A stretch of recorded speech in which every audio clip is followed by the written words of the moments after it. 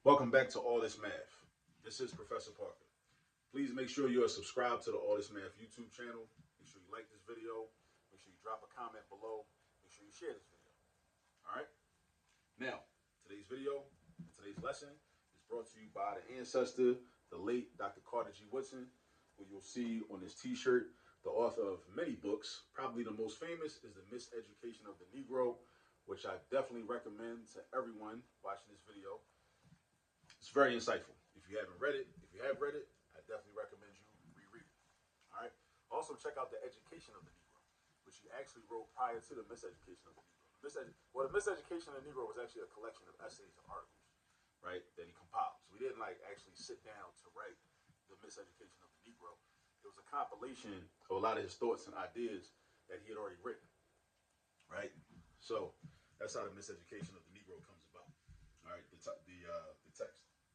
So at any rate, let's get into this video. We're going to solve the absolute value of 2x plus 5 is equal to 6x minus 7. We're going to find what value of x makes this a true statement. All right, so what value of x is going to make this a true statement? Whenever you solve any type of equation, that's what you should be thinking about. That's what it means to solve. Like we solve this problem. We find the value of x, the numerical value of x, that will make this a true statement. Because really, at the end of the day, math is all about finding the truth. That's what it's about. It's about finding the truth. All right? Make sure my mic is still on. All right, so look. Grab my marker. Here's how you do this. Whenever you got an absolute value equation, there's two things you got to think about generally. The absolute value expression has to be isolated by itself. All right? In this case, it's given to us like that. So we have to get rid of no other terms or numbers over here in order to get this by itself, because it's already isolated by itself on the left side of the equal sign. Then you got to drop the absolute value sign or symbol and create two equations, two separate equations. All right, so we're going to do this. This is what the first one's going to look like. Just drop the sign, the absolute value symbol that is, and then you keep what's on the right side the same way it was. Keep the right side the right side. So we got 2x plus 5 equals 6x minus 7. That's our first equation. We got a first equation, that means we got a second equation. The second equation is, again, drop the absolute value symbol. You're going to have 2x plus 5 is equal to, now, here's what's different. You're going to multiply this whole expression on the right-hand side. Whatever's on the right-hand side gets multiplied by -1. So everything over here becomes its opposite. Everything over here on the right-hand side becomes its opposite. So this positive 6x becomes negative 6x. This negative 7 becomes positive 7. Because everything over here becomes its opposite. Its opposite. All right? So those are our two equations. And now we're going to solve them one at a time. So we come over here. I'm going to transpose. I'm going to move this 6x to the left-hand side, which is going to create this, 2x minus 6x. And then I'm going to move the positive 5 to the right-hand side. So that's going to become -5 minus 7. So take a moment and look at what I did. Make sure you understand what I did. Understand what happened to the 6x. The 6x moved to the left-hand side of the equation. That's why it's a negative 6x now. Minus 6x means negative 6x. It means the 6x is negative now. What happened to the positive 5? The positive 5 moved to the right side. When it moved to the right side, it became -5. That's the rule. If you transpose, if you move a term, a number, a constant, a variable, whatever, from one side of an equation to the other side of the equation, its sign must change. Its sign must change. That's why this positive 5 is now a -5. That's why this positive 6x is now a negative 6x. All right? Now, why do we put these, why did I do this? Why did I put the x's together? Why did I put the constants together? Right? These are called constants, these regular numbers. Because if you put the constants together, you put the variables together, you can then combine like terms. You can combine them into one term, one single term. Right? This is part of what we call like organizing the problem, making it nice and neat. All right? So now I got 2x minus 6x. Those are like terms. So if I got 2, take away 6, that's -4. So I can combine these into -4x. So now I got -4x. And now over here I got -5 minus 7. You got to know how to do arithmetic with negative numbers. That's mandatory. It's mandatory. You got to learn. If you don't know how to do that, learn it. Learn it. I'm telling you. geometry is going to be difficult. And then algebra 2 is going to be difficult. Then pre-cal, statistics. You got to know how to add and subtract, multiply, and divide negative numbers. Right? It's just rules, and then you got to practice. Practice using the rules.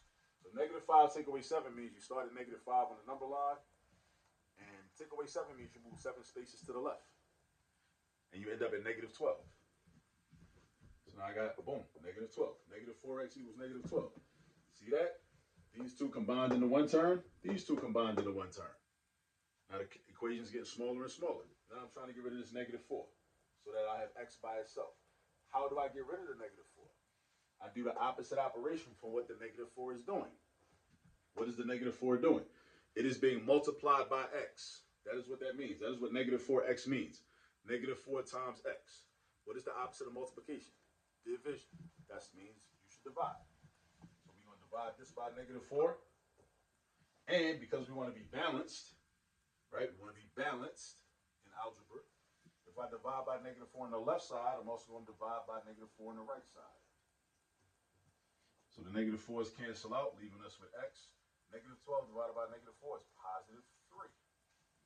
X is +3. Now, we do have to go back and check our work to make sure this is not what we call an extraneous solution. Now, what's an extraneous solution? An extraneous solution is when you go through the algebraic process, you end up with this solution, but then when you take this number and substitute it in the original equation, it does not give you a true statement. So we followed all the rules of algebra correctly and we got this solution, but yet it don't work. That's why we call it extraneous, because it's extra. It don't work. It's like somebody that's being extra. You're doing too much. You in the way, right? You don't work. Like, you don't work in this space right now. You know? But we're going to check it. We're going to check it after I solve this one. All right, we're going to do the same thing over here. So I'm going to transpose, and then I'm going to have 2x plus 6x equals -5 plus 7. Now, notice what I did. Make sure it makes sense to you.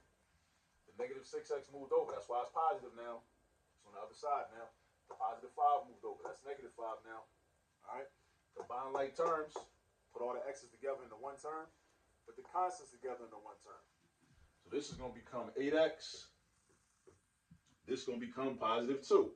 -5 plus 7 is +2. If you're at -5 on the number line, I should put a number line up here between Kwame Toure and Asada Shakur. Yeah, I think I might do that. I'm going to think about it. So anyway, if I start at -5 on the number line and I add, when you add, you move to the right. You slide to the right. So you slide to the right 7 spaces, so I end up at +2. Because you got to pass 0. You end up at +2. Now, 8x equals 2. How do I solve for x? I get rid of the 8. How do I get rid of the 8?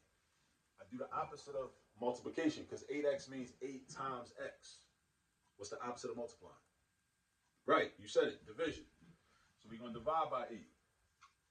And we got to stay balanced. So if I divide by 8 on the left, I divide by 8 on the right. 8's cancel out. Boom, x equals. Now, 2/8 is a fraction, but you should always reduce fractions. 2/8 is reducible to 1/4, a quarter. 2 out of 8 is the same thing as 1 out of 4. All right, so x equals 1/4. Now, how do I know that? Quick little lesson on fractions. 2/8. The 2 and the 8. Think about 2 and think about 8. What's their common factor, their greatest common factor? The number 2. 2 is divisible by 2. 8 is divisible by 2. So 2 divided by 2 is 1. 8 divided by 2 is 4. That's where you get the 1/4 from. X is 3. X is 1/4. X is 3. X is 1/4. Now let's go back and check our work. Let's see if these are true solutions or extraneous. Let's plug the 3 in here. So 2 times 3 is 6. 6 plus 5 is 11. What is the absolute value of a +11? +11. With absolute values, it's like this, right? Positive numbers stay positive. Negative numbers become positive. Again, positive numbers stay positive. Negative numbers become positive. So this was a +11. It stays positive. That's 11. Now let's see. What's 6 times 3? 18. What's 18 minus 7? 11. That's a true statement. Therefore, this is a good answer. X equals 3. Let's see if the same holds true for 1/4. Let's see. Let's see what happens. 2 times 1/4 is like 2 quarters. 1/4 is a quarter. If you double a quarter, you get a half. 1/2 plus 5 is 5.5. Now, what's 6 times 1/4? 6 times 1/4 is 6/4, which is 3/2. And hold up, I don't even gotta do no more. I already know this ain't gonna work. Because if I got 3/2, which is 1.5, or 1.5, and then I'm gonna subtract 7, it ain't no way I'm getting positive 5.5. It ain't no way. That's impossible. I'm gonna have a negative number. 1.5 minus 7 is a negative number. So ain't no way it's gonna be equal to positive 5.5. So I don't even gotta do all the math. It's not important. So that means that this is an extraneous solution. Extraneous. It's extra. It's an extraneous solution. So it's not an actual solution. But you see what happened? We went through all the steps, went through the motions, we did all our algebra correctly. We got positive 1/4. But when you go to substitute it in, that's why you got to check your work. It's imperative that you check your work. You plug the 1/4 in, you get a statement that is not true. 5.5 is not equal to 1.5 minus 7. It just ain't. Never will be. All right, 1.5 minus 7. What is 1.5 minus 7? That's what, negative 5.5? Yeah, negative 5.5. Positive 5.5 is not the same as negative 5.5. Right? So that's why they're actually exact opposites. That's why this is an extraneous solution. All right. So that's that. Again, practice these types of problems. Make sure you know how to do these types of problems. Make sure you know how to set up the two equations. Make sure that you also check your work afterwards because you want to be on the lookout for extraneous solutions. We don't want no extraneous solutions. All right. So get some practice. Make sure you familiarize yourself with this brother right here, Dr. Carter G. Woodson. Like I said, he's the reason for Black History Month because he originally in 1926. I always get these dates mixed up. You know what? You know what it is? I always confuse when he started ASALH, the organization he started, which originally was the Association for the Study of Negro Life and History, but nowadays it's the Association for the Study of African American Life and History. I always mix the 2 years up. 1915. You know what? Yeah, it was 1915 because he was out in Chicago. He was studying at the University of Chicago, staying out there. That's when he started ASALH, the Association for the Study of Negro Life and History back then. But again, today is referred to as the organization is referred to as the Association for the Study of African American Life and History. And shout out to them. They gave my son Nassim a scholarship. You know what I'm saying? So yeah, good looking. But yeah, so that was 1915. 1926 is when he comes up with the idea for Negro History Week. Years later, Negro History Week becomes Black History Month, which you recognize in February, right? But Woodson's idea was that the purpose of this is not so we can just solely limit all of our history and our studies of ourselves to 1 month. No, we're supposed to be studying ourselves 24/7, 365. You know, that's like a halftime where we just reflect on what we learned in the past 12 months and what we about to get into in the next 12 months, in the next 12 years, in the next 12 decades, and all that, right? So study Woodson, understand the brother, understand the work he did. Look into his organization. A lot of scholars have come through that organization and created work, right?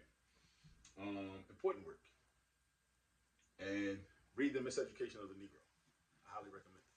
All right. Until next time, I'll see y'all later. I'm trying to think of something cool to say, but I couldn't.